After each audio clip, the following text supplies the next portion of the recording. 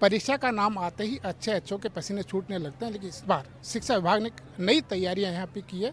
बात करेंगे निदेशक माध्यमिक शिक्षा आशीष मोदी सर से। मोदी सर, परीक्षा के तनाव दूर करने के लिए किस तरह के साल भर में कार्यक्रम आयोजित किए गए? देखिए, परीक्षा के समय बच्चों के मन में तनाव होना ये एक वास्तविकता है। इस वास्तविकता को भारत सरकार ने पहचाना और नियमित रूप से पिछले 8 साल से ये 8वां संस्करण है। माननीय प्रधानमंत्री महोदय परीक्षा पर चर्चा कर रहे हैं ताकि बच्चों के अंदर का तनाव कम हो। तनाव को कम करने के उद्देश्य से बच्चों को नियमित प्रैक्टिस करवाने के लिए ई-कक्षा कार्यक्रम चलाया जा रहा है। बच्चों को एक सब्जेक्ट एक्सपर्ट ऑन कॉल की सुविधा दी जा रही है और साथ ही सभी टीचर्स को बताया गया है कि जब भी परीक्षा के दौरान माहौल हो, कोई भी बच्चा यदि मानसिक अवसाद से ग्रस्त दिखता है तो उस बच्चे को विशेष फोकस करके हमें यह सुनिश्चित करना है कि परीक्षा किसी भी बच्चे के मानसिक अवसाद से ग्रस्त होने की वजह नहीं होनी चाहिए।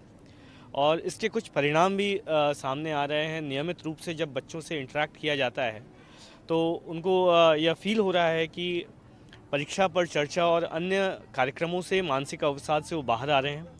साथ ही इस बार एकेडमिक सेशन 24-25 में राजस्थान स्टेट लेवल पर 9वीं, 10वीं, 11वीं और 12वीं चारों की परीक्षाएं, अर्धवार्षिक परीक्षाएं बोर्ड एग्ज़ाम के पैटर्न पर सेंट्रलाइज्ड क्वेश्चन पेपर सेट करके की गई।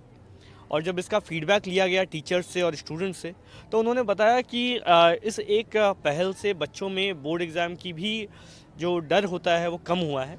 तो इन सभी पहल के माध्यम से मुझे लगता है कि बच्चों को परीक्षा से और ज़्यादा रूबरू करा करके उनके अंदर जो डर का माहौल है उसको कम किया जाएगा। कुछ शिक्षकों से हमारी बात हो रही थी, उन्होंने कहा कि एक्स्ट्रा क्लास भी हमने लगाई, बच्चों को कई सारे गुर भी उन्होंने सिखाए, कहीं न कहीं परिवर्तन जरूर आ रहा है। जी, मैं धन्यवाद देना चाहूँगा राजस्थान के सभी राजकीय विद्यालयों के टीचर्स को कि हमारे एक कॉल पर हमने जब आह्वान किया तो सभी टीचर्स ने एक इच्छा जाहिर की कि यदि कोई बच्चा कमज़ोर है और उसको स्कूल के बाद पुनः एक सपोर्ट की ज़रूरत है और यदि वो ट्यूशन नहीं जाना चाहता है, हम ट्यूशन बिल्कुल भी प्रमोट नहीं करते हैं, तो उन्होंने स्कूल के बाद भी बच्चों को सपोर्ट किया। इसके लिए सभी लोग धन्यवाद के पात्र हैं।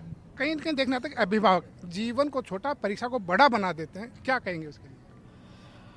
नियमित रूप से अभिभावकों से हमारा संवाद स्थापित है और मेगा पीटीएम के माध्यम से जब भी अभिभावकों से टीचर्स इंटरेक्ट करते हैं तो अभिभावकों को प्रेरित किया जाता है कि हर बच्चा अपने आप में एक आशा है, उसमें एक प्रतिभा है, उसको नेचुरल रूप से डेवलप करने दिया जाए और उसको फोर्स नहीं किया जाए।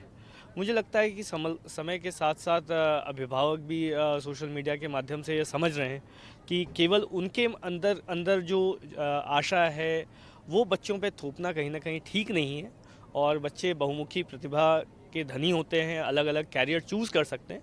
तो इसके लिए मैं अभिभावकों के साथ नियमित संवाद स्थापित करना ज़रूरी मानता हूं और मेगा पीटीएम और अन्य जो हमारे मैसेजेस हैं उसके माध्यम से संवाद स्थापित किया भी जा रहा है। मुझे पूरी उम्मीद है कि हमारी टीम और अभिभावक साथ में मिलकर के बच्चों के अवसाद को कम कर पाएंगे। प्रदेश के 3 बच्चे इस बार दिल्ली गए, दूसरे नंबर पर राजस्थान रहा, किस तरह तैयारी की?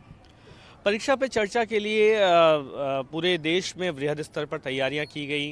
जो गवर्नमेंट ऑफ इंडिया की गाइडलाइंस आई उसके मार्फत कुछ बच्चों को सिलेक्ट किया गया। 3 बच्चे दिल्ली गए और मैं धन्यवाद देना चाहूँगा पुनः एक बार पूरे शिक्षा विभाग के सभी अधिकारियों को, शिक्षकों को, कर्मचारियों को कि राजस्थान प्रदेश पूरे देश में 37 लाख से भी ज़्यादा रजिस्ट्रेशन करके इस बार देश में दूसरे नंबर पर रहा है। इसके लिए सभी लोग धन्यवाद के पात्र हैं और आज शाम को डेटा आएगी। मुझे पूर्ण विश्वास है कि माननीय प्रधानमंत्री महोदय का यह कार्यक्रम सभी स्कूलों में जो देखा गया है यह भी अपने आप में एक अभूतपूर्व रिकॉर्ड कायम करेगा।